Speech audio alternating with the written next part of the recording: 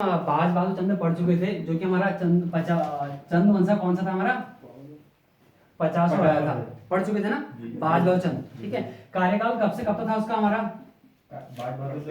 हाँ बताओ। ठीक है, 1638 से लेकर 1678 तक।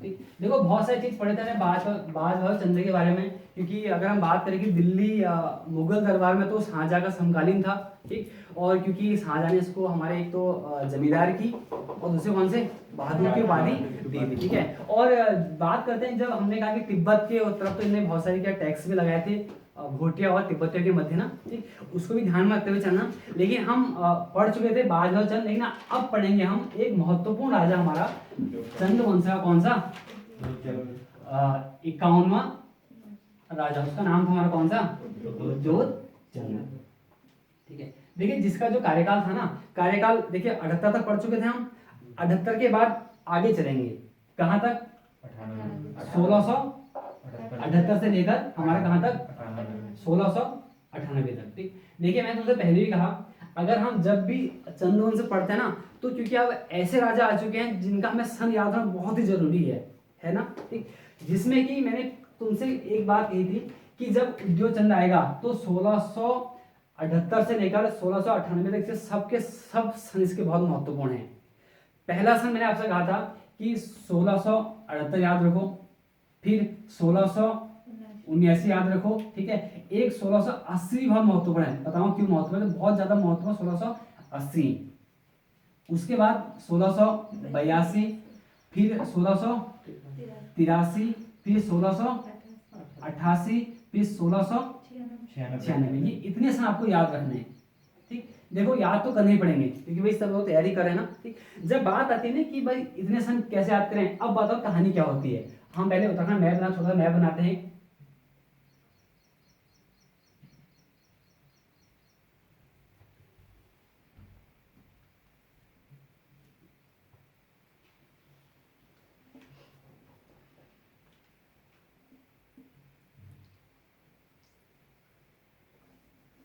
ठीक, ये जब हम बात करते हैं उत्तराखंड मैप की, तो छोटा सा मैप है। देखिए इधर हमारा ये पूरा चंद्रवंश का हिस्सा है, मतलब ऐसा कौन सा कुमाऊं का हिस्सा आ गया हमारा, इधर कौन सा हमारा गढ़वाल का आ गया। ठीक, अब पहली बात तो मैं थोड़ा सा ध्यान रखना है कि इस टाइम पर गढ़वाल में कौन शासक है हमारा भी, बताओ गढ़वाल में कौन शासक है, बताओ थोड़ा सा।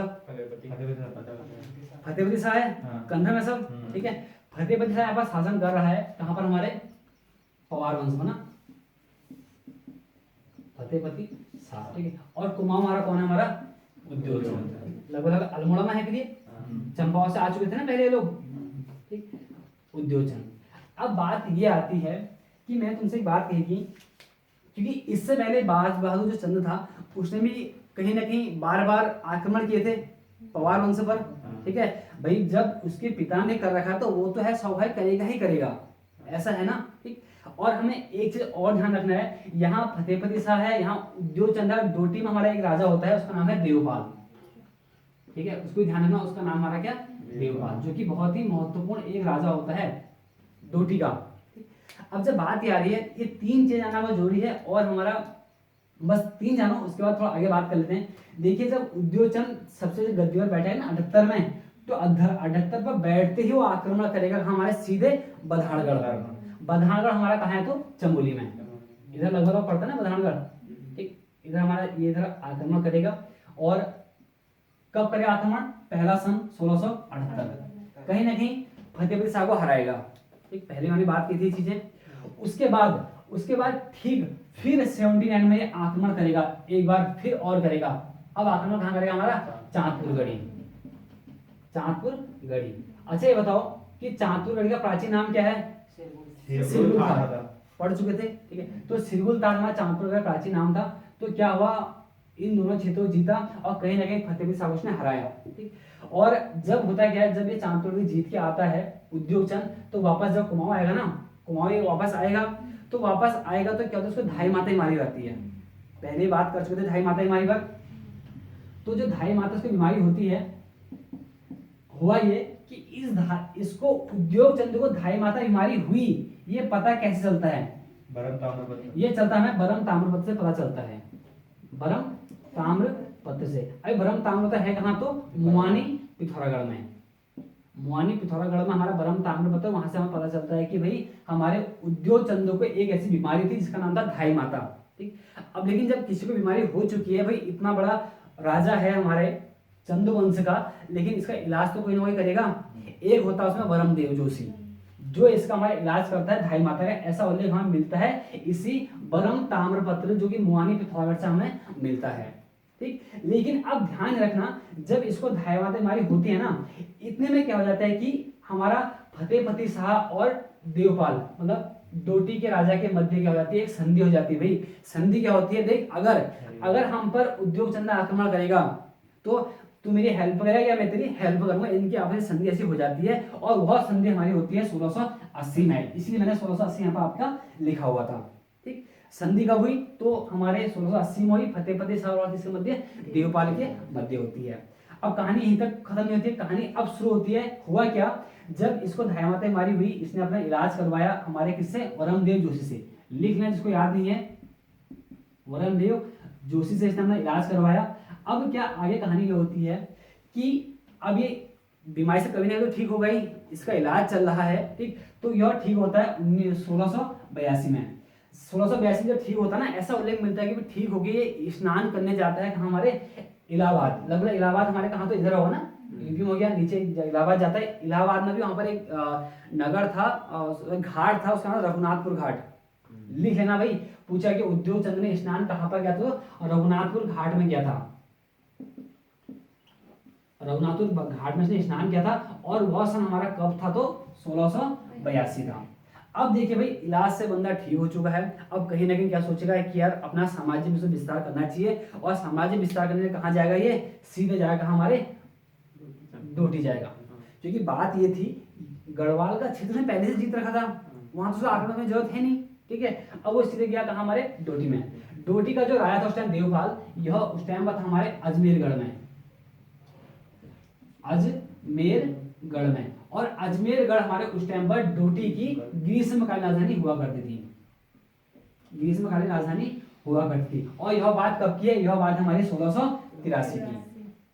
ठीक, जब क्या करता है हमारा उद्योगचंद हमारा आक्रमण करेगा कहां पर, अजमेरगढ़ पर। और अजमेरगढ़ जो है ना, अगर पूछे ना अजमेरगढ़ किस स्थान पर था, तो यहाँ पर उड़ैल ध्वज नामक स्थान था।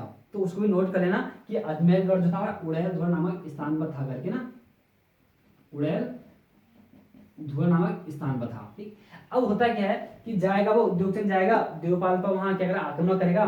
तो इतने में बात ये होती है, जब उस पर आक्रमण करेगा ना, तो देवपाल वहां से भाग के कहाँ चले जाएगा हमारा, वो अपनी शीतकालीन राजधानी जुराइल दीपाइल चले जाएगा।